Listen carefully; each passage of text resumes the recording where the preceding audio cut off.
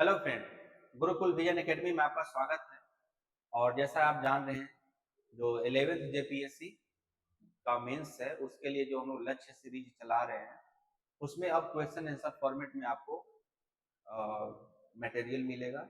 उसी मटेरियल का और उसी क्वेश्चन का यहाँ पे फॉर्मेट मिलेगा कि किस तरीका से आंसर को डिजाइन करना है, किस तरीका से क्वेश्चन को लिखना है। और कोशिश किया जा रहा है कि एक पूरा का पूरा टॉपिक में ही आपको पूरा का पूरा समेट दिया जाए। और जिससे आपको क्या फायदा हो जाएगा कि एक तरफ आपको क्वेश्चन मिल जाएगा कि हाँ क्या क्वेश्चन आते हैं, किस टाइप से क्वेश्चन आते हैं, और दूसरा कि उसी क्वेश्चन के बिहाफ से आपको पूरा का पूरा टॉपिक करवा दिया जाएगा। ठीक है। और जो भी नए कैंडिडेट हैं, जो जेपीएससी में पहली बार दे रहे हैं या दूसरी बार दे रहे हैं, तो उन लोगों के लिए फायदा ये होगा इसमें कि क्वेश्चन कैसा पूछता है, क्वेश्चन को कैसा डिजाइन करता है। क्योंकि बहुत सारे स्टूडेंट ऐसे होते हैं जो 40,000 50,000 रुपये फी देके कोचिंग नहीं कर पाते हैं और उनको समस्याएं होती हैं। तो फ्रेंड, ये गुरुकुल विजन एकेडमी उन बच्चों के लिए डेडिकेटेड है जो इतने हेवी अमाउंट का फी न दे पाते हैं। उनको कहीं ना कहीं उन बच्चों के कंपेयर में खड़ा करना है जो बच्चे 40-50,000 रुपये देकर एक कोचिंग कर रहे हैं और कंपटीशन को आगे बढ़ाना चाह रहे हैं। लेकिन जिन बच्चों के पास संसाधनों की कमी है, वो लोग भी कम न रहे, वो लोग भी कंधे से कंधा मिलाकर चले। ठीक। तो चलिए हम लोग स्टार्ट करते हैं, आगे का आज का टॉपिक स्टार्ट करते हैं, जिसमें हम लोग आज साइबर क्राइम देखेंगे। और साइबर क्राइम एक टॉपिक है फ्रेंड, उसका क्वेश्चन नहीं लिखा मिलेगा आपको, लेकिन पूरा का पूरा तरीका से क्वेश्चन फॉर्मेट में ही आपको बनाया गया है। क्वेश्चन कैसे लिखना है, क्या करना है, हर एक चीज हम लोग बताएंगे। देखिए, साइबर अपराध आपका टॉपिक है, साइबर अपराध टॉपिक है, उसको इसमें देखेंगे। और साथ साथ साइबर कानून के बारे में भी देखेंगे। दोनों टॉपिक छोटा छोटा टॉपिक है और दोनों एक दूसरे इंटर रिलेटेड है, इसलिए दोनों टॉपिक को मर्ज कर दिया गया है एक ही में। ठीक है, तो आप साइबर अपराध और साइबर कानून के बारे में पढ़े। और आई होप ये लास्ट टॉपिक है आपका। साइबर अपराध आपके साइंस एंड टेक्नोलॉजी का लास्ट टॉपिक है। एक टॉपिक आपका बच जा रहा है, बायोटेक्नोलॉजी बच रहा है, जो आपको एक और जो बहुत ही जो 6th जेपीएससी में सिलेक्टेड है। आप उनको उनसे पढ़िए, आपको आपको मौका मिलेगा पढ़ने के लिए। जो डीपीआरओ पलामू है उनसे हम लोग पढ़ेंगे। तो चलिए हम लोग देखते हैं कि किस तरीका से वो बायोटेक्नोलॉजी आपको अच्छा से पढ़ाएंगे। साथ साथ आपको जो बायोलॉजी का जो जनरल बायोलॉजी है और general biology, general physics, general आपका केमिस्ट्री है, यानी कि जनरल साइंस जो है वो आपको पढ़ाएंगे। तो चलिए हम लोग स्टार्ट करते हैं। डायरेक्ट हम लोग आते हैं साइबर अपराध पे आते हैं कि किस तरीके से साइबर अपराध क्या है और साइबर कानून क्या है, उसके बारे में देखिए। तो साइबर अपराध क्या होता है, तो देखिए, साइबर अपराध मतलब कि कंप्यूटर के द्वारा अपराध किया जाता है, तो उसको हम लोग साइबर अपराध बोलते हैं। जो इसको हम लोग भाषा में क्या उसको परिभाषा में लिख सकते हैं, परिचय आपको कैसे देना है कि साइबर अपराध ऐसे अपराध के रूप में परिभाषित किया जाता है जहां कंप्यूटर अपराध का माध्यम होता है, या तो कंप्यूटर अपराध का मेन माध्यम कंप्यूटर होता है, या अपराध करने के लिए एक उपकरण के रूप में प्रयोग किया जाता है। यानी जो साइबर अपराध जो होता है पूरी तरीके से टेक्नोलॉजी बेस्ड होता है। और जब टेक्नोलॉजी बेस्ड ये होगा तो वो टेक्नोलॉजी कहाँ से स्टार्ट होता है, तो जैसे हैकर्स होते हैं या कुछ भी होते हैं, किसका यूज करते हैं, कंप्यूटर का। ठीक है, कंप्यूटर एक टेक्नोलॉजी का एक महत्वपूर्ण, एक क्रांतिकारी कदम था। ठीक है, जो कंप्यूटर का यूज मिसयूज दोनों तरीका से होता है। तो यहाँ पे जब कंप्यूटर का मिसयूज करके जब कोई काम किया जाता है उसको हम साइबर अपराध करते हैं। लेकिन कहीं कहीं आप ये देखेंगे कि कंप्यूटर का यूज आपका आपका इंटेलिजेंस करते हैं, देश की सुरक्षा के लिए किया जाता है। तो जब इसी साइबर का यूज यूज जब कंप्यूटर के द्वारा देश हित में किया जाए, पब्लिक हित में किया जाए, सामाजिक हित में किया जाए, तो उसको अपराध नहीं बोलते हैं। ठीक है, ये सब क्या होता है आगे देखेंगे।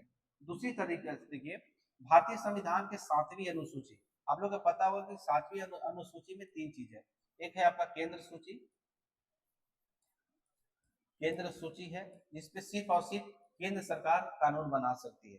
केंद्र सूची में कौन सा, तो सिर्फ और सिर्फ केंद्र सरकार कानून बना सकती है। दूसरा आपका राज्य सूची है। ठीक है, दूसरा राज्य सूची है आपका।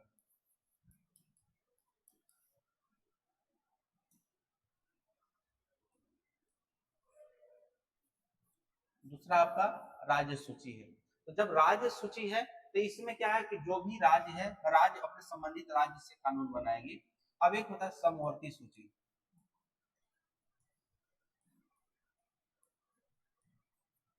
ठीक है, आपका एक समवर्ती सूची होगा। ये जो समवर्ती सूची हो गया, इसमें क्या है, केंद्र और राज्य दोनों कानून बना सकते हैं।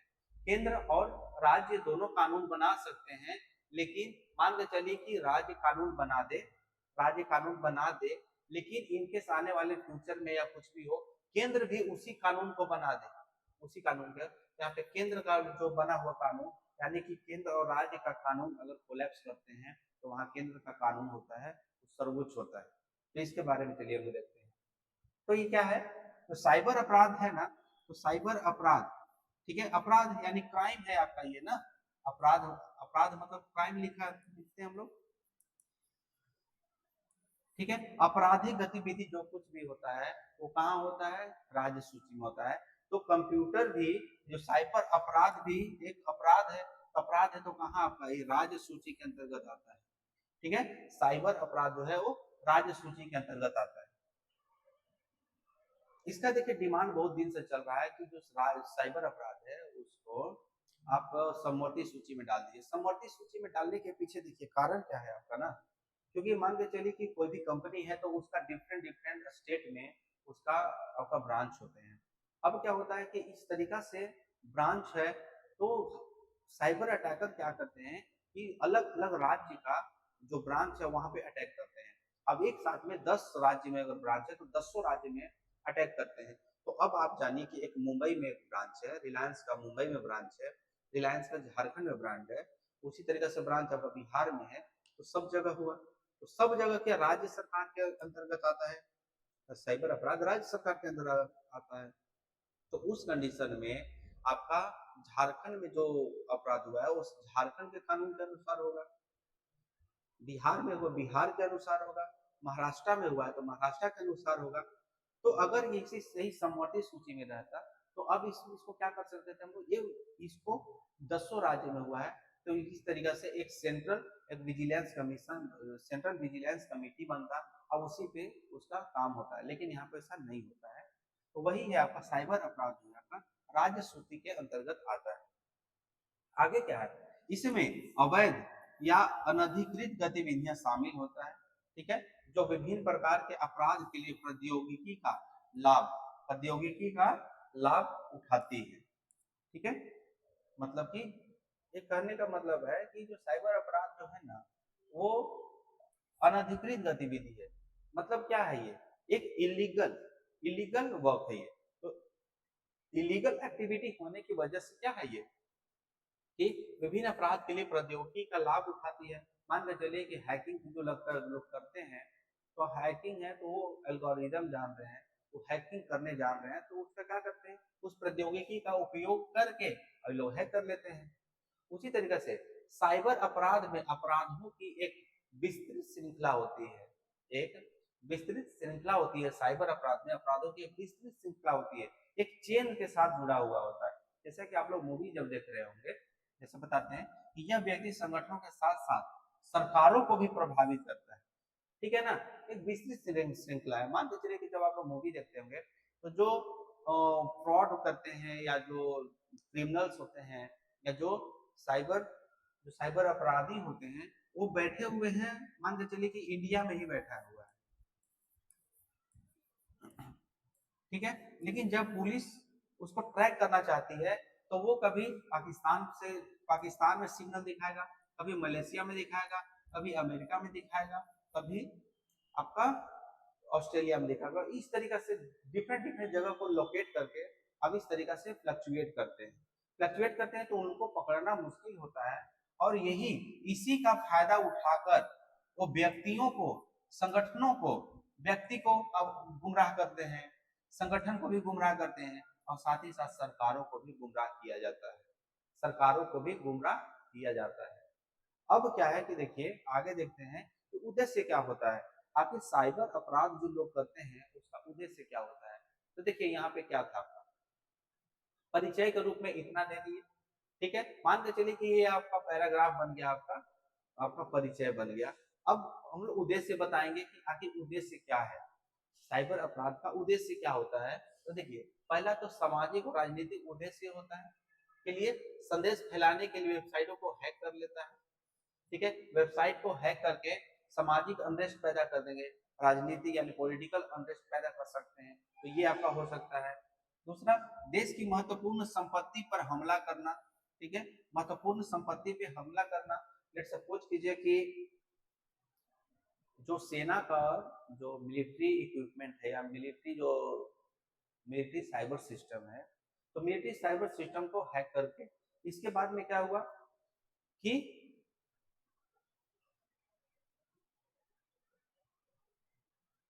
तो मिलिट्री साइबर सिस्टम आपका हैक हो जाता है, और उसी के बीच में क्या होता है कि जो दुश्मन देश है वो महत्वपूर्ण संपत्ति पे हमला कर देते हैं, जैसे एयरफोर्स का जो ठिकाना है उस पर हमला कर दिए, आर्मी का जो ठिकाना है उस पर हमला कर दिए, जो हम लोग का न्यूक्लियर पावर प्लांट है उस पर हमला कर दिए, दिल्ली में पार्लियामेंट है तो पार्लियामेंट पे हमला कर दिए। तो इस तरीके से क्या होता है कि सर्वर को डाउन कर दिया जाता है, सर्वर को हैक करके अब इस तरीके से गतिविधि अपनाया जाता है। उसी तरीके से बैंकों और वित्तीय संस्थाओं को हैक करके पैसा कमाना। ठीक है, वित्तीय संस्थान है और बैंक है, उनको हैक कर लिया जाता है, उनके सिस्टम को हैक कर लिया जाता है, और जो भी ट्रांजेक्शन होता है वो ट्रांजेक्शन आप कर रहे हैं उसका पैसा कोई और निकाल रहा है। इस तरीके से सामान्य गतिविधि ये सब देखा जाता है। ठीक है, उसी तरीके से अब उसको हैक कर लेता है बहुत बड़े वित्तीय संस्थान है, लेट सपोज कीजिए कि बहुत बड़ा वित्तीय संस्थान आपका टाटा है, रिलायंस है, वॉलमार्ट है। ठीक है, तो ये सब क्या है कि बड़ी कंपनियां, अब इनका सिस्टम हैक कर लिया जाता है और बदले में फिरौती मांगा जाता है कि मुझे आप $500 दे दो, इसके बाद 5 लाख डॉलर दे दो, इसके बाद हम आपको ये जो हैक किए हैं वो सिस्टम फिर छोड़ देंगे। तो इस तरीके से गतिविधि यहाँ पे देखने के लिए मिलता है। ठीक है, उसी तरीके से महत्वपूर्ण जानकारी प्राप्त करने के लिए, मान के चलिए कि महत्वपूर्ण जानकारी प्राप्त करने के लिए आपका व्यावसायिक डेटा चुराने के लिए आपका सर्वर तक पहुंच प्राप्त करते हैं। जैसा कि अभी आप देखे होंगे पनामा पेपर का जो इशू आया था कुछ साल पहले, पनामा पेपर का इशू आया था, उसमें आपका बहुत बड़े बड़े उद्योगपति, बहुत बड़े बड़े आदमी जो थे उनका डेटा को चुरा कर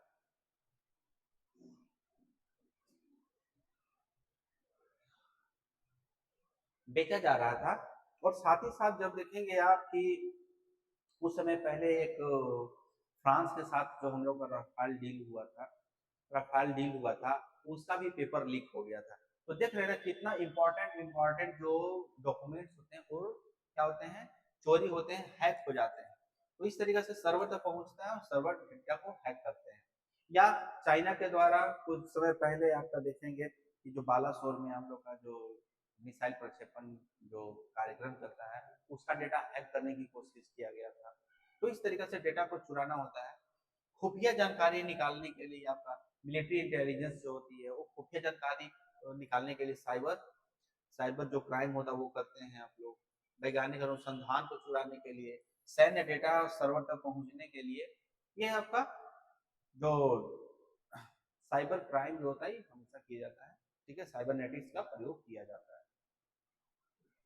उसके आगे आप देखिए क्या है यहाँ पे कि उदाहरण, जैसे कि साइबर अपराध जिसे अतिरिक्त रूप में कंप्यूटर अपराध भी कहा जाता है, गैर कानूनी गतिविधियों के लिए कंप्यूटर और इसी तरह के इलेक्ट्रॉनिक उपकरणों का उपयोग किया जाता है।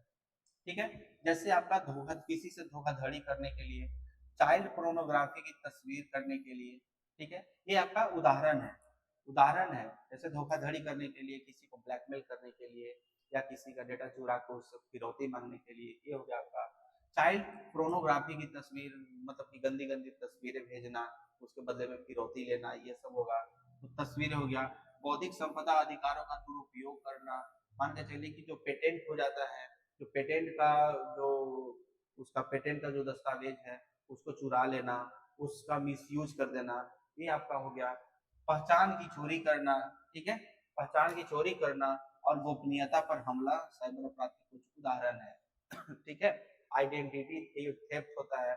लेट सपोज कीजिए कि कोई बहुत बड़े आदमी है, मान के चलिए कि कोई मान के चलिए मुकेश अंबानी है, आपका आपका रतन टाटा जी हैं, तो इन लोग का क्या होता है कि इन लोग का ट्विटर अकाउंट हो गया, फेसबुक अकाउंट हो गया, या कुछ भी हैक कर लिया जाता है, और हैक करके उस पर क्या किया जाता है कि कुछ मैसेजेस उसमें डिलीवर कर दिए जाते हैं।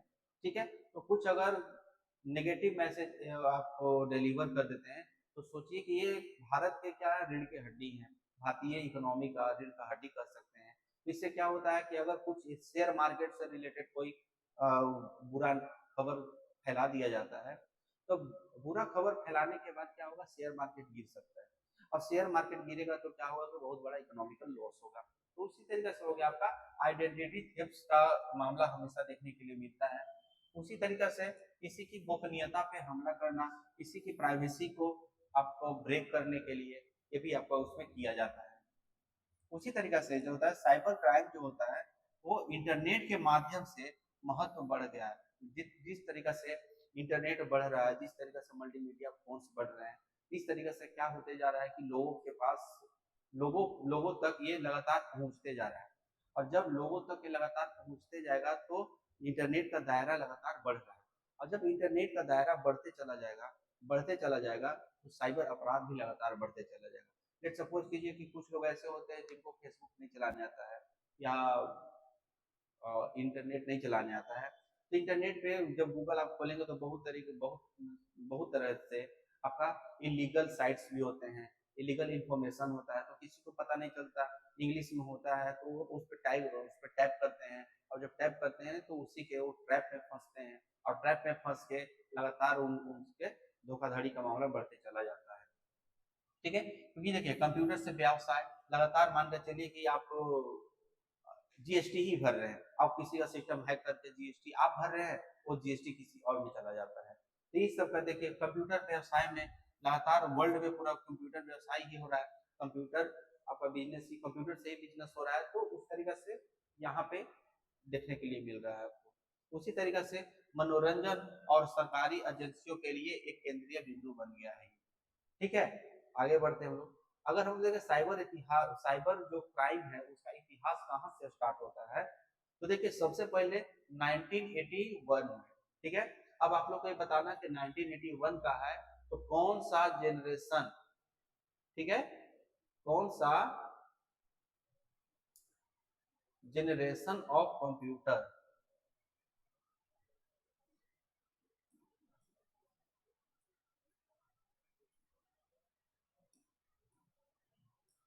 कौन सा एक जनरेशन ऑफ कंप्यूटर होगा।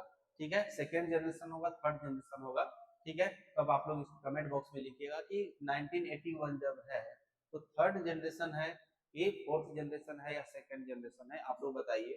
क्यों? क्योंकि जब आपको ये कंप्यूटर का जनरेशन जब आपको पता होगा, तो उसमें ये पता चल जाएगा कि आखिर उसके लिए क्या क्या इक्विपमेंट चाहिए, कैसा चाहिए। तो देखिए इयान मार्फिन नाम का एक ना आदमी था। ठीक है, इन्हें कैप्टन जैक के नाम से जाना जाता था। इन्होंने साइबर अपराध के लिए इनको दोषी ठहराए जाने वाले पहले व्यक्ति थे।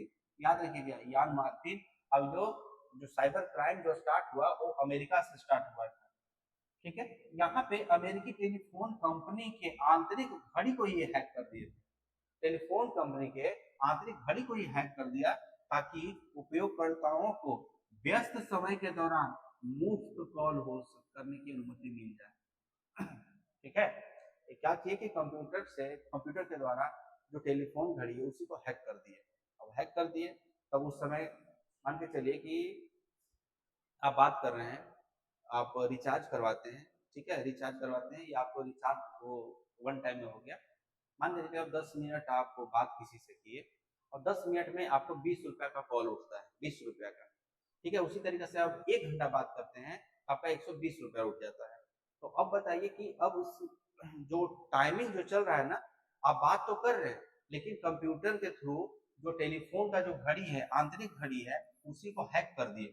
तो क्या हुआ, आपका बात तो हो गया, लेकिन वहां पे मीटर चला ही नहीं, और जब मीटर चलेगा नहीं तो आपको बिल देने की जरूरत नहीं पड़ेगा। ठीक है, तो यही किए थे आपका यान मार्टिन, जिनको कैप्टन जैक के नाम से जाना जाता था। देखिए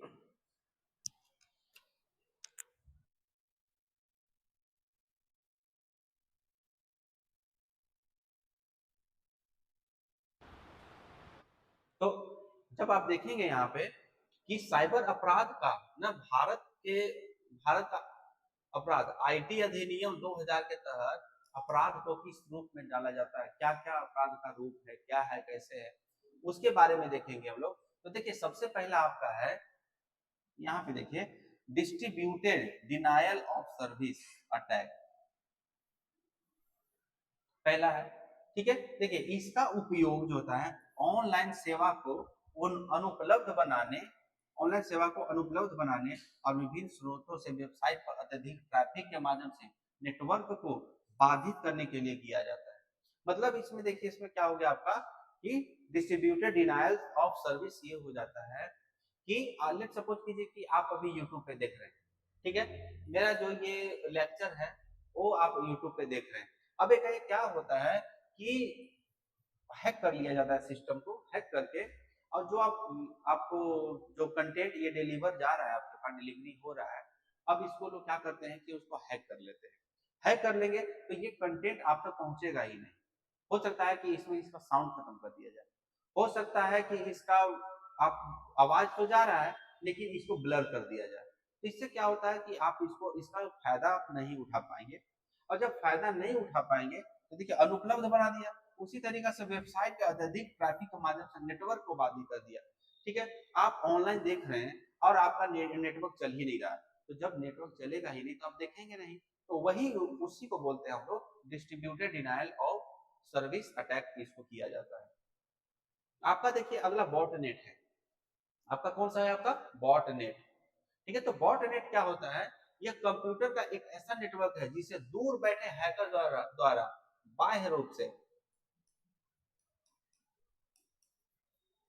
बाह्य रूप से नियंत्रित किया जाता है, बाह्य रूप से नियंत्रित किया जाता है। और रिमोट हैकर्स या तो स्पैम भेजते हैं या इन बॉटनेट के माध्यम से अन्य कंप्यूटर पर हमला करते हैं। देखिए बॉटनेट क्या होता है ना कि कोई आदमी जो है, रोबोट जान रहे हैं ना, रोबोट उसी से आपका बॉटनेट की तरह से लीजिए कि आदमी कहीं और है और रिमोट के थ्रू ये जो क्राइम है वो कहीं और रिमोट कर रहा है, उसी को हम लोग बॉटनेट बोलते हैं। तो इसमें क्या होता है कि जो जो हैकर्स जो होता है ना वो कहीं दूर बैठा हुआ था। लेट सपोज कीजिए कि इंडिया में चोरी हो रहा है और जो थेफ्ट जो चोरी है, चोर है, वो कहाँ है, अमेरिका में बैठा है। अमेरिका में बैठा है, वहीं से उसको नियंत्रित कर रहा है कि क्या कर रहा है, वायरस भेज दिया, कोई कंप्यूटर में वायरस भेज दिया।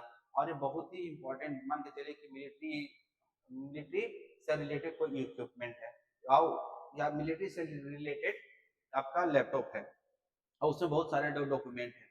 अब क्या कर अमेरिका से कोई एक आदमी क्या करता है कि उसको नियंत्रित कर लेता है, वो अपने अनुसार कमांड देना शुरू करता है। अब जब आप यहाँ खोल रहे हैं तो वो हो ही नहीं रहा है, या साथ साथ वहां से एक मैसेज भेजता है, एक स्पैम भेजता है, मैसेज मैसेज भेजता है, और उस पर आप क्लिक करते हैं तो आपका कंप्यूटर हैक हो जाता है। ठीक है ना, जैसे कि मान के चलिए आपका मेल बॉक्स होगा, तो मेल बॉक्स में कभी कभी कुछ कुछ मैसेजेस ऐसे आते हैं जिनको आप नहीं जानते हैं, उनको स्पैम बोलते हैं। अब क्या हुआ कि कुछ मैसेज आया आपके पास, मान के चलिए कि जेपीएससी क्लास के लिए एक ऑफर आता है, और ऑफर में ये बोला जाता है कि आप ऑनलाइन क्लास लीजिए, आप इसके लिए आकर रजिस्ट्रेशन कीजिए और ऑनलाइन क्लास लीजिए, साथ में आपको पढ़ना तो है ही, साथ में आपको 50,000 रुपया भी दिया जाएगा पढ़ने के लिए।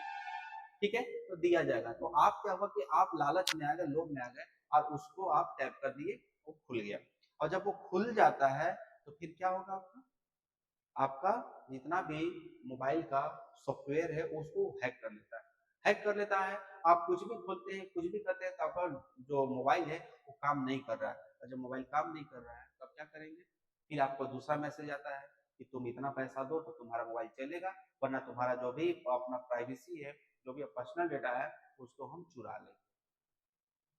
ठीक है फ्रेंड, तो यही आपका होता है, तो उसमें हम लोग बॉटनेट इसको बोलते हैं। ठीक है, उसी तरीके से होता है पहचान की चोरी करना, आइडेंटिटी थेफ्ट, अभी जस्ट बताया था आपको। यह अपराध तब होता है जब कोई अपराधी किसी उपयोगकर्ता का व्यक्तिगत या गोपनीय जानकारी तक पहुंच कर लेता है, जिसके परिणाम स्वरूप वो प्रतिष्ठा, उसकी प्रतिष्ठा धूमिल होती है। ठीक है, धूमिल होती है, या फिरौती मांगने की कोशिश करता है। अभी जस्ट आपको बताया था रतन टाटा जी का, मुकेश अंबानी का, तो मान के चलिए कि उसी में आपका कुछ मैसेजेस भेज दिए, या कुछ जो उनका जो प्राइवेट पिक्चर होगा वो उसको हैक कर लेते हैं, और हैक करने के बाद उसके लिए फिरौती मांगता है, तो यही आपका आइडेंटिटी थेफ्ट है, किसी की पहचान की चोरी कर लेना। पहचान की चोरी कर लेना, तो ये आपका आइडेंटिकल थेफ्ट हुआ। आपका साइबर स्टॉकिंग क्या होता है, देखिए ना, तो साइबर स्टॉकिंग क्या होता है,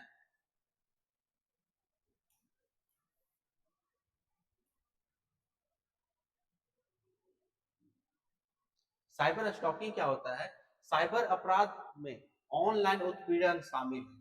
ऑनलाइन उत्पीड़न शामिल होता है जहां उपयोगकर्ता को ढेर सारे ऑनलाइन संदेश और ईमेल का सामना करना पड़ता है। सामान्यतः साइबर स्टॉक किसी उपयोगकर्ता को डराने के लिए सोशल मीडिया, वेबसाइट अथवा सर्च इंजन का उपयोग करते हैं। तो साइबर स्टॉकिंग का मतलब होता है कि ऑनलाइन उत्पीड़न करना। आप एक आदमी हैं, आपको आप मान के चलिए कि कुछ ऐसा कुछ काम करते हैं, आपके बारे में कोई आदमी जान जाता है कि अच्छा हाँ ये ऐसा काम करता है, अब उसी कारण से रिलेटेड आपके पास बार बार मैसेजेस करता है, बार बार आपके पास मेल करता है, या ऐसा कुछ आप प्राइवेट काम कर लेते हैं जिसकी जानकारी किसी और को हो जाता है, वो कुछ पिक ले लेता है आपका, या कुछ और भी बात जानकारी लेता है, और वो क्या करता है कि आपको बार बार मैसेज करेगा, बार बार मेल करेगा, ठीक है, ताकि आप डरे, इसके बाद में वो जो ब्लैकमेल करना चाहते हैं उसका ब्लैकमेल सक्सेस हो जाए। ठीक है, तो उसी तरीके से हमारा साइबर स्टॉकिंग होता है कि ऑनलाइन उत्पीड़न करना, ऑनलाइन उत्पीड़न करना, ऑनलाइन आपको टॉर्चर किया जाता है, उसी तरीके से ऑनलाइन संदेश या ईमेल का सामना करना पड़ता है, तो इसे साइबर स्टॉक हुआ। उसी तरीके से फिशिंग क्या हुआ आपका, फिशिंग यह एक प्रकार का सोशल इंजीनियरिंग हमला है, सोशल इंजीनियरिंग हमला है जिसका उपयोग अक्सर उपयोगकर्ता को डेटा चुराने, ठीक है, डेटा लिखा गया फिर इसको ड कर लेना, ठीक है, जैसे डेटा हो गया आपका, इसको इंग्लिश में इसे लिखते हैं डाटा, ठीक है, तो डाटा चुराने के लिए किया जाता है, जिसमें लॉगिंग क्रेडेंशियल, ठीक है, लॉगिंग क्रेडेंशियल और कार्ड नंबर शामिल होता है। ऐसा तब होता है जब एक हमलावर एक विश्वसनीय संस्था के रूप में किसी पीड़ित को ईमेल, त्वरित संदेश, टेक्स्ट या उसके माध्यम से भेजता है। यानी फिशिंग का मतलब होता है कि आपको जाल में फंसाया जाता है, जाल में फंसाया जाता है। मान के चलिए कि आपको एक ऑफर दिया जाता है, उसमें बोला जाता है कि आपको 5 लाख रुपए का ऑफर दिया गया, ठीक है, कि आपको 5 लाख रुपया मिलेगा, लेकिन उसके लिए एक रजिस्ट्रेशन फी है कि आपको रजिस्ट्रेशन फी करने के लिए उसमें से आपको 50,000 रुपए का आपको रजिस्ट्रेशन फी करना है, ठीक है, तो आप अब बोलेगा वो अपना कार्ड नंबर दीजिए, अपना मेल दीजिए, अपना ओटीपी दीजिए, अपना मोबाइल नंबर दीजिए, आप दे देते हैं, आपके अकाउंट से 50,000 ना, वो आपके अकाउंट में 2 लाख है तो पूरा का पूरा 2 लाख रुपए आपको उड़ा ले जाता है। तो फिशिंग का मतलब होता है कि किसी को जाल में फंसाना, ठीक है, यानी कि वो बोलता है विश्वसनीय संस्था, लेट सपोज कीजिए कि ये ऑफर आपको किसी विश्वसनीय संस्था, ठीक है, रिलायंस या टाटा ग्रुप से आता है, तो आप क्या करेंगे, आप कि अच्छा हाँ रिलायंस से आया तो भाई सही है। अभी कुछ दिन पहले सहारा वाला कांड हुआ था, कि सहारा में जो सबका पैसा फंस गया था, तो एक फोन आता था कि हाँ हम सहारा से बोल रहे हैं और आपका जो इतना पैसा फंसा हुआ है वो पैसा निकालना है, तो आप निकाल सकते हैं, उसमें हम मदद करेंगे आपको, उसके बदले में आपको मतलब कि 10% 20% जो कुछ भी होता है अमाउंट आपको देना पड़ेगा। अब लोग जब उस अमाउंट को देते थे, इसके बाद में न तो उस फोन पर नंबर लगता था, न उस पर कॉल लगा, न उस आदमी तक हम लोग पहुंच पाए। तो उसी तरीके से यही हो गया आपका फिशिंग कहलाता है। डिफेमेशन, बदनामी, ठीक है, बदनामी का मतलब क्या होता है, प्रत्येक पुरुष या महिला को इंटरनेट सिस्टम पर अपना उचित भाषण होता है, ठीक है, ठीक है, उसी तरीके से उनका कथन या पंक्ति किया जाता है। लेट सपोज कीजिए कि आपका नुकसान पहुंचाना कैसे है, कि देखिए राहुल गांधी जी के बारे में जैसा बोला जाता है, सब पप्पू पप्पू बोलते हैं, जो कि ये गलत है, क्योंकि देखिए वो रिस्पेक्टेड एक एक रिस्पेक्टेड पॉलिटिशियन है, ठीक है, और वो अच्छा अच्छा खासा पढ़ाई भी किए हुए हैं, तो आप उनके बारे में ऐसा कुछ ना ना बोले तो सही है। तो लेकिन देखिए उसमें क्या होता है, ये आपका नरेंद्र मोदी आपका प्रधानमंत्री है, तो जो उनके विरोधी होते हैं वो भी उनके बारे में अब सब बोलते हैं या बहुत कुछ बोलते हैं। अब क्या होता है ऐसा में कि जैसे कि आपको छोटा छोटा क्लिप बनाया जाता है, छोटा छोटा रील बनाया जाता है, कि कोई भी राजनेता होता है, राजनेता का एक बात बता रहा हूँ, राजनेता होता है या कोई भी एक माननीय चेहरा होता है, तो उसमें क्या होता है कि एक उनका एक बहुत बड़ा भाषण होता है, बहुत बड़ा भाषण होता है, तो उसमें क्या होता है कि मीडिया वाले या जो कुछ भी आपका आपका यूट्यूबर हो गए, उसी तरीके से आपका इंस्टाग्राम वाले हो गए, तो ये सब क्या करते हैं कि अपनी अपना टीआरपी बढ़ाने के लिए, अपना फॉलोअर्स बढ़ाने के लिए, अपना व्यूज बढ़ाने के लिए ये पूरा भाषण नहीं उस भाषण का एक छोटा सा हिस्सा काट देते हैं। अब ये छोटा सा हिस्सा काट देते हैं और वो देखते हैं कि लोगों का इंटरेस्ट क्या है, तो लोगों के इंटरेस्ट के अनुसार एक क्लिप बना लेते हैं और इसी क्लिप को वायरल कर देते हैं। और जब वायरल कर देते हैं तो आदमी बोलना चाह रहा है कुछ और सुनना लोगों तक पहुंचाया जा रहा है और दूसरा बात, तो दूसरा बात पहुंचाया जा रहा है, तो उससे क्या होता है, बदनामी होता है। ठीक है, बदनामी होता है। तो इस तरीके से आप देखेंगे आप कि बदनामी क्या होता है। लेकिन ये बदनामी का, अगर किसी को बदनामी आप कर रहे हैं और वो सही नहीं है, तो ये देखिए आपका मानहानि का कानून आप डाल सकते हैं, ये आपका कानून है। देखिए उत्पीड़न या पीछा करना, तो मान के चलिए कि लोग पहले क्या करते थे कि कोई लड़की जा रही है या कोई मर्द जा रहा है, तो जब उसका पीछा करना होता है, चाहे इंटेंशन कुछ भी हो, तो जब पीछा करना होता है, जब फॉलो करना होता है, तो ये एक अपराध है। ठीक है, लेकिन अब वो उसका माध्यम चेंज हुआ। अब क्या होता है कि लोग व्हाट्सएप से, इंस्टाग्राम से, फेसबुक से उसका डेटा चुराते हैं, उसको फॉलो करते हैं कि हाँ अच्छा ये यहाँ यहाँ जाती है, ये करती है, इसके फ्रेंड सर्किल ये हैं। अब उस तरीके से क्या होता है, धीरे धीरे उसको अप्रोच करते हैं हम लोग, अप्रोच करके जो भी मेरा इंटेंशन है, जो भी अगला आदमी का इंटेंशन है, उस इंटेंशन के अनुसार वो काम करता है। तो उसी के लिए हरासमेंट ऑफ आपका स्टॉकिंग, ठीक है, तो हरासमेंट ऑफ स्टॉकिंग, उत्पीड़न या पीछा करना, या फिर मान के चलिए कि पीछा कर रहे हैं, साथ ही साथ आपके पास उसका कुछ ऐसा पिक हाथ लग गया है या कुछ उसका प्राइवेट थिंग्स आपको लग गया है हाथ, उसके क्या, उसके द्वारा आप उसका उत्पीड़न करते हैं, उसको बार बार मेल भेजते हैं, बार बार करते हैं। ठीक है, तो उस तरीके से हरासमेंट कर रहे हैं, उसका टॉर्चर कर रहे हैं। तो वही बोल रहा है, उत्पीड़न या पीछा करना इंटरनेट सिस्टम पर प्रतिबंधित है, प्रतिबंधित है।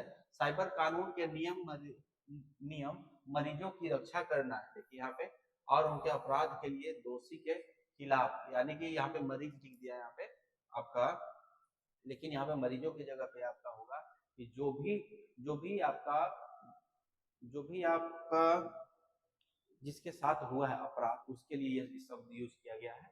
ठीक है, तो अपराध हुआ है तो उसके लिए इंटरनेट सिस्टम पे ये करना गलत है। ठीक है, जब गलत है तो गलत है, तो आप लोग ये सब नहीं करना। ठीक है, आगे क्या है कि बोलने की स्वतंत्रता, फ्रीडम ऑफ स्पीच। ठीक है, जब इंटरनेट शामिल होता है तो बोलने की स्वतंत्रता और साइबर अपराध होने के बीच पूरी तरह से पतली रेखा हो सकती है। ठीक है, क्योंकि अभिव्यक्ति की स्वतंत्रता लोगों को अपने मन की बात व्यक्त करने की अनुमति देता है। साइबर नियमन इंटरनेट पर अश्लीलता और कपटतापूर्ण को रोकता है।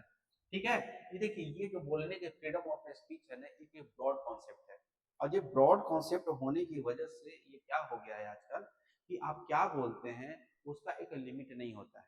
ठीक है ना, लेट सपोज कीजिए कि आप कोई भी ऐसा चीज बोल रहे हैं, कोई भी ऐसा चीज बोल रहे हैं, तो आप बोलते हैं, आपका कहना है कि नहीं, आर्टिकल 19 के अकॉर्डिंग फ्रीडम ऑफ स्पीच आपको दिया गया है, तो फ्रीडम ऑफ स्पीच जब आपको दिया गया है तो आप उसके अकॉर्डिंग बोल रहे हैं। लेकिन फ्रीडम ऑफ स्पीच आपका भाषण वही लोग उसको गलत तरीके से ले ले, या आपका भाषण न लोगों को उत्तेजित कर दे, और जब लोगों को उत्तेजित कर दे तो हो सकता है कि समाज में, सोसाइटी में अनरेस्ट पैदा हो सकता है। ठीक है ना, लेकिन जब आप पे ये इस पे आपका केस दायर होता है, केस दर्ज होता है, तो आप बोलते हैं कि नहीं ये तो मेरा फ्रीडम ऑफ स्पीच है। तो फ्रीडम ऑफ स्पीच है, तो जब फ्रीडम ऑफ स्पीच का भी दायरा बढ़ते जा रहा है कि आप क्या बोलते हैं, वही बोला जाता है कि साइबर अपराध में, यानी कि आप फेसबुक पे, यूट्यूब पे, ट्विटर पे, इंस्टाग्राम पे कुछ ऐसा वर्ड बोलते हैं जो समाज के लिए वो सही नहीं है। हो सकता है कि आपका उस भाषण से, उस बात से समाज में अनरेस्ट पैदा हो सकता है।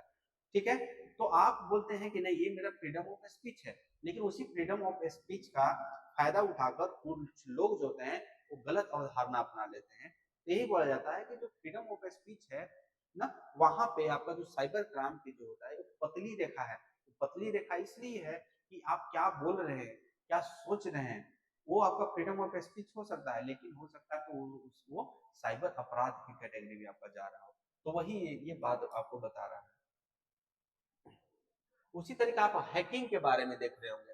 हैकिंग क्या होता है? धोखाधड़ी या अनैतिक तरीके से आंकड़ों तक पहुंच बनाना आपका हैकिंग कहलाता है। ठीक है। साइबर अपराध का अधिकतम नहीं असामान्य स्थान है जिसे समग्र जनता के रूप में जाना जाता है।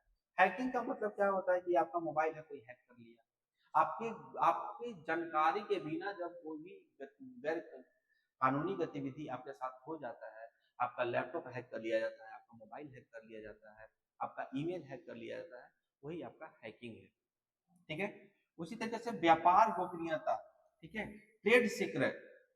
इंटरनेट कंपनियां अपना बहुत सारा पैसा और समय बढ़ते सॉफ्टवेयर एप्लीकेशन और गियर पर खर्च करती है और चोरी के विरोध में अपने तथ्यों को और वैकल्पिक रहस्यों को तकनीकी में ढालने के लिए साइबर कानून पर निर्भर है, जो एक दंडनीय अपराध है। देखिए, व्यापार जो चोरी होता है ना, वो इसमें मान के चलिए कि कोई एक दवा कंपनी है, दवा कंपनी मान के चलिए कि कोरोना का वैक्सीन बन रहा है, तो कोरोना का वैक्सीन बन रहा है तो वो एक फॉर्मूला बना के रखा है अपना।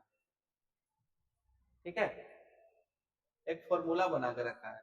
मान के चलिए कि कोरोना का वैक्सीन बन रहा है, एक फॉर्मूला बनाया गया है। अब ये जो फॉर्मूला बनाया गया है तो उसी फॉर्मूला पे वो काम कर रहा है। ठीक है। लेकिन अब कोई क्या करता है कि इंटरनेट के माध्यम से एक फॉर्मूला होता है उसको ब्रेक कर देता है, उस फॉर्मूला को चुरा लेता है। अब फॉर्मूला चुरा के उसको पब्लिक डोमेन में ला देता है। तो जब पब्लिक डोमेन में आ जाता है तो जो भी और भी कंपनियां हैं वो छोटे स्तर पे थोड़ा मोड़ दाएं बाएं करके अब क्या करेंगे, दवा बना लेंगे। तो ही आपका हो गया ट्रेड सीक्रेट, तो व्यापार गोपनीयता कोई लोग ब्रेक कर देते हैं। साइबर बुलिंग अब अगला आपका है, आपका साइबर बुलिंग जो है।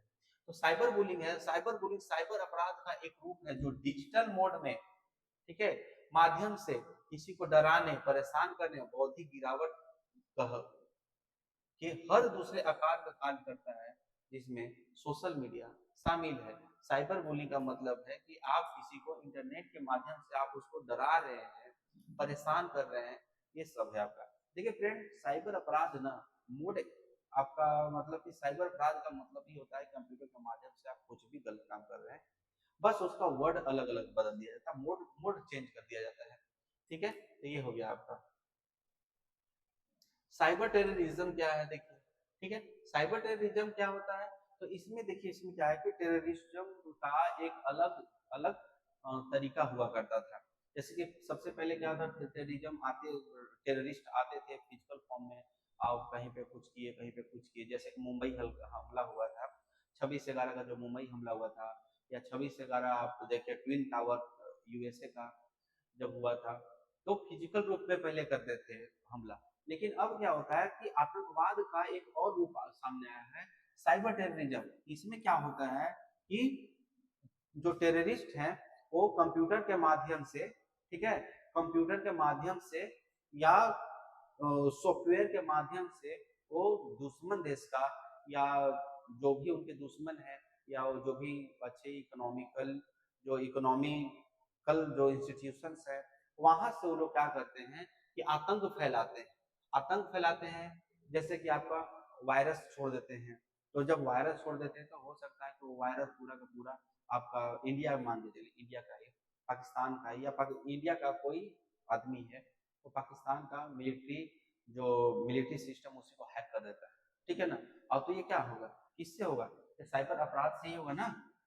तो साइबर आतंकवाद वही होता है कि आतंकवाद का वैसा रूप जो कंप्यूटर के माध्यम से, इंफॉर्मेशन और टेक्नोलॉजी के माध्यम से होता है, उसी को हम लोग साइबर अपराध बोलते हैं। अब इसमें क्या होता है कि गंभीर क्षति होता है, जबरन वसूली करने का प्रयास किया जाता है। विशिंग क्या था, ठीक है, फिशिंग तो था कि आपको जाल में फंसाया जाता है कि भैया आपके लिए ये ऑफर आया है, वो काम करो। विशिंग क्या है, तो देखिए, लोगों के बैंक खाता और क्रेडिट कार्ड नंबर जैसे व्यक्तिगत जानकारी प्रदान करने के लिए, राजी करने के लिए एक फोन कॉल करना या ध्वनि संदेश छोड़ना जो विश्वसनीय फर्मों के प्रति होते हैं। उदाहरण के लिए बहुत से लोग तकनीक प्रेमी हैं, वे विशिंग के शिकार हैं। ठीक है। मतलब कि मान के चलिए आपके पास फोन आता है कि हेलो सर, बैंक की तरफ से बोल रहे हैं, आपका क्रेडिट कार्ड ब्लॉक हो गया है, तो दूसरा क्रेडिट कार्ड मतलब कि भेजने के लिए, या डेबिट कार्ड आपका लॉक हो चुका है, दूसरा डेबिट कार्ड भेजने के लिए आपके पास एक ओटीपी जाएगा, वो ओटीपी मुझे दीजिएगा, और ये आपका 8 दिन के 10 दिन के अंतर्गत आपका जो डेबिट कार्ड है वह नया डेबिट कार्ड पहुंच जाएगा। कुछ लोग होते हैं जो जिनको समझ में नहीं आता है होता है और वो ओटीपी दे देते हैं, और जब ओटीपी दे देते हैं बस वहां से उनका पैसा डिडक्ट हो जाता है, तो उसी को हम लोग विशिंग बोलते हैं, विशिंग बोलते हैं। उसी तरीके से स्मिशिंग क्या बोलते हैं, ठीक है। स्मिशिंग क्या है, तो देखिए स्मिशिंग एक प्रकार का फिशिंग फिशिंग हमला है, उसको भी बढ़ाया जा रहा है, ठीक है। मोबाइल फोन का उपयोग हमारे सामाजिक सुरक्षा नंबर, क्रेडिट कार्ड जैसे व्यक्तिगत जानकारी प्राप्त करने के लिए हमला करने का मंच का। तो देखिए बोला था ना कि मोड एक ही है, बस नाम चेंज है, ठीक है, बस वही है और कुछ नहीं है। देखिए तो ये जो आपका हुआ, तो आपका किस तरीके के अपराध है, साइबर अपराध का मोड क्या है, किस तरीका से हो रहा है वो हम लोग देखें।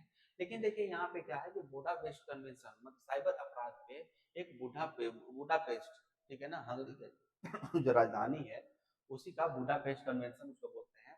इसमें क्या है कि बुडापेस्ट कन्वेंशन किया गया, इसमें साइबर अपराध पर कन्वेंशन के रूप में भी जाना जाता है। राष्ट्रीय कानून के रूप में जांच के तरीकों में सुधार करता है, साइबर अपराध और कंप्यूटर अपराध से निपटने के लिए राष्ट्रों के बीच सहयोग को मजबूत बनाता है, ठीक है। उसी तरीके से साइबर क्राइम पर बुडापेस्ट कन्वेंशन साइबर अपराध को कम करने वाला पहला अंतर्राष्ट्रीय समझौता है। याद रखिएगा बुडापेस्ट का जो कन्वेंशन है वो साइबर अपराध से रिलेटेड है और ये पहला अंतर्राष्ट्रीय कन्वेंशन था। बुडापेस्ट कन्वेंशन दुनिया भर में कंप्यूटर सिस्टम द्वारा किए जाने वाले, ठीक है ना, जोनोफोबिया या विदेशी बहिष्कार, ठीक है, या नस्लीय भेदभाव पर एक प्रोटोकॉल का पूरक है। देखिए बुडापेस्ट क्या है, बुडापेस्ट की बुडापेस्ट लगातार कंटिन्यू ये अपराध साइबर अपराध बढ़ते जा रहा है, तो उसी पे जिस तरीके से प्रोटोकॉल बनाया जाता है, तो प्रोटोकॉल हो गया, कन्वेंशन हो गया, जैसे कि इन्वायरमेंट से रिलेटेड आपका हो गया, आपका क्योटो प्रोटोकॉल हो गया आपका, ठीक है। तो उस तरीके का क्योटो प्रोटोकॉल या डिफरेंट डिफरेंट आपका हो गया, जैसे आप देखेंगे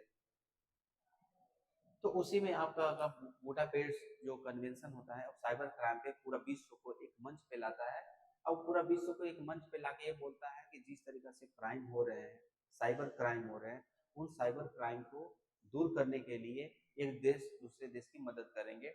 जैसे कि भारत में क्राइम हो जाता है और जो अगला आदमी है पता चलता है कि आपका हंगरी में बैठा हुआ है, तो जब हंगरी में बैठा हुआ है तब क्या होगा कि हंगरी की देश जो भारत के जो इंटेलिजेंस ब्यूरो होगा, इंटेलिजेंस टीम होगा, उसकी मदद करेंगे, यानी कि पूरा विश्व एक दूसरे का मदद करेंगे। तो यही आपका था बुडापेस्ट कन्वेंशन में ये हुआ था।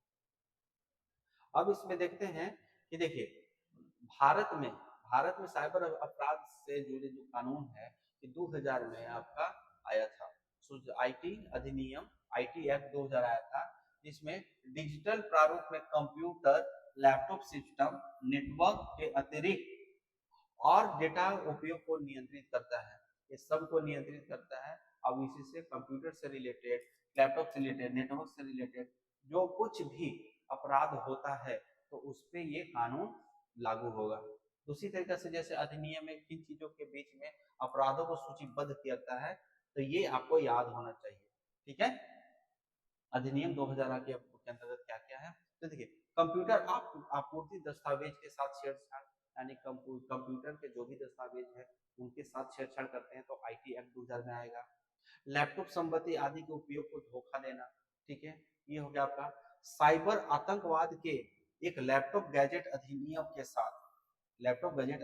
साथ हैकिंग यानी देश की एकता, अखंडता और संप्रभुता और सुरक्षा को खतरे में डालने के लक्ष्य के साथ एक शामिल गैजेट तक पहुंच प्राप्त करना, ठीक है ना। यानी साइबर अपराध के द्वारा जो भी लैपटॉप गैजेट अधिनियम आया उसमें बोल रहा है कि देश की एकता, अखंडता, संप्रभुता और सुरक्षा से रिलेटेड कोई भी खतरा आता है तो आईटी एक्ट 2000 के अंतर्गत उस पर कार्रवाई किया जाएगा। आगे क्या है, सरकार द्वारा साइबर अपराध सुरक्षा में उठाए गए कदम, तो पहला तो आपका हो गया आपका आईटी एक्ट 2000 हो गया। उसके उसके अलावा देखिए आपको कौन कौन सा पहल चलाया जा रहा है, तो साइबर स्वच्छता केंद्र चलाया जा रहा है। 2017 में ये लाया गया था अब इंटरनेट उपभोक्ताओं को वायरस और सॉफ्टवेयर को हटाकर अपने कंप्यूटर उपकरणों को साफ करने में मदद करने के लिए लॉन्च किया गया था। यानी साइबर स्वच्छता केंद्र में इसमें क्या होता है कि जो जो हैकर्स होते हैं वो वायरस या कोई भी सॉफ्टवेयर, वायरस हो गया, स्पाईवेयर होता है, वो छोड़ते हैं, लोगों के कंप्यूटर में जाता है, आपका पेन ड्राइव से गया या लिंक पे क्लिक किए उससे गया, ये मतलब नहीं है, बस किसी तरीके से कंप्यूटर में चला गया।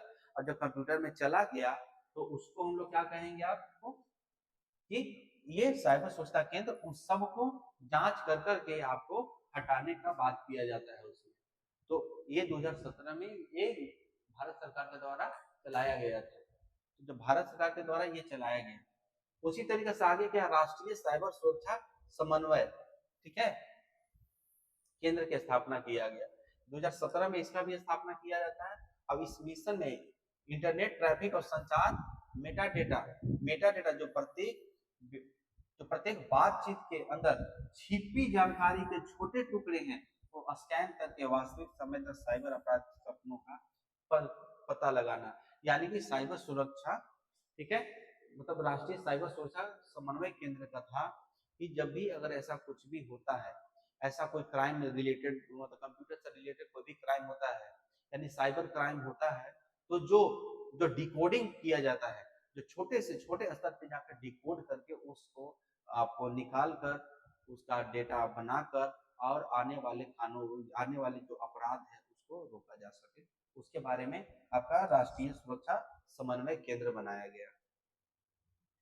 आगे आपका बनाया गया साइबर सुरक्षित भारत पहल, ये एक मिशन लाया गया।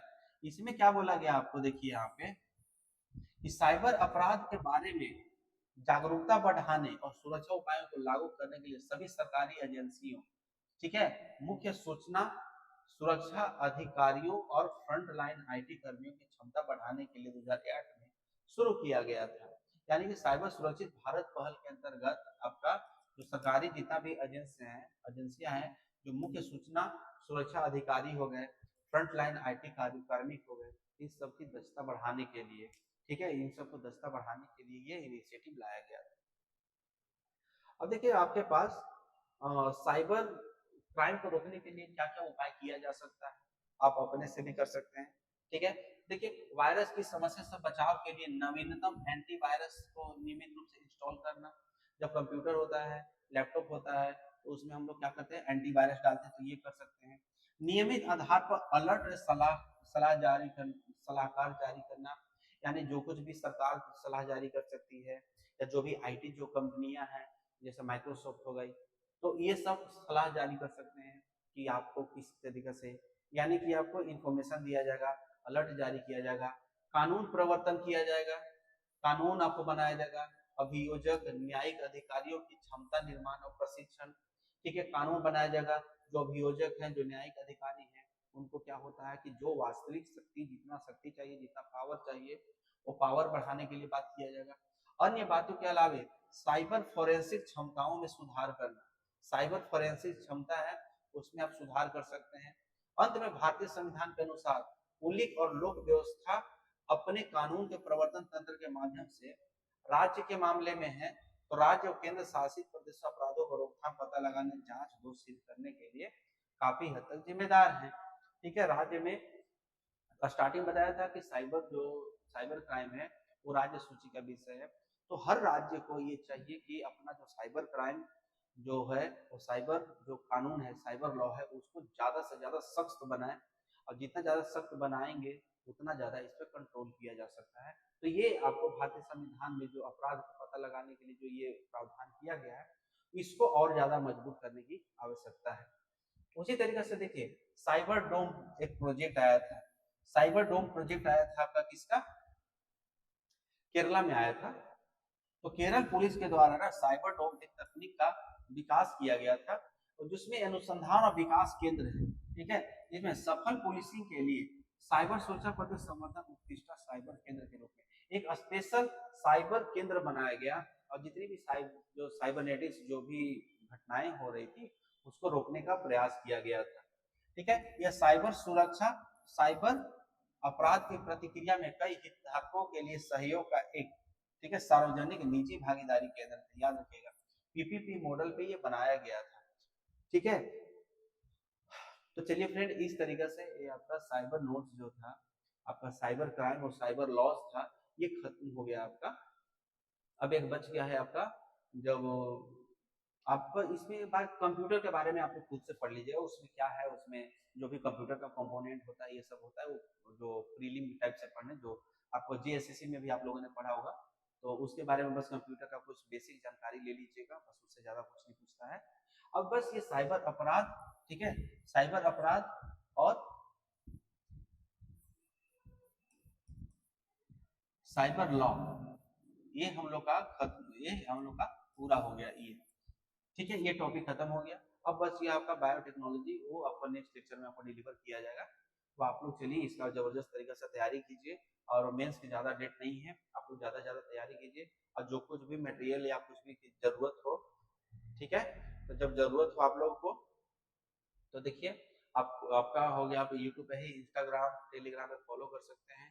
साथ ही साथ ये देखिए आपका नंबर दिया गया है, इस नंबर पे आप कांटेक्ट करके जो भी समस्या है वो बताएं, क्वेश्चन लिख के आप इस पे भेजिए, इधर से चेक करके आपको भेजा जाएगा। और साथ ही साथ जो भी नोट्स की जरूरत है, जो भी रिलेटेड, जो जेपीएससी से रिलेटेड नोट्स चाहिए, तो आप इस पे कांटेक्ट करके आप लोग ले सकते हैं। तो चलिए फ्रेंड, अब हम लोग आगे का टॉपिक पे आते हैं। दूसरा नेक्स्ट जो टॉपिक होगा आपका आने वाले टॉपिक में, आपका पल्लव वंश, पल्लव संस्कृति के बारे में हम लोग देखने वाले हैं। ठीक है, और ऑलमोस्ट अब साइंस टेक्नोलॉजी खत्म हो गया, अब जनरल जनरल साइंस आपका बच रहा है, उसको उसका क्लास करवाया जाएगा। अब हम लोग आगे का चलते हैं कि क्वेश्चन आंसर फॉर्मेट में कैसे चलते हैं, उसके बारे में आते हैं। तो नेक्स्ट लेक्चर आपका पल्लव संस्कृति से जाएगा, और आशा करते हैं कि आप लोग इसका फायदा उठा रहे होंगे, और उठाइए और अच्छा से अच्छा मार्क्स गेन कीजिए। चलिए फ्रेंड, आप लोग पढ़ाई पे ध्यान दीजिए, अपना तैयारी पे ध्यान दीजिए। All the best.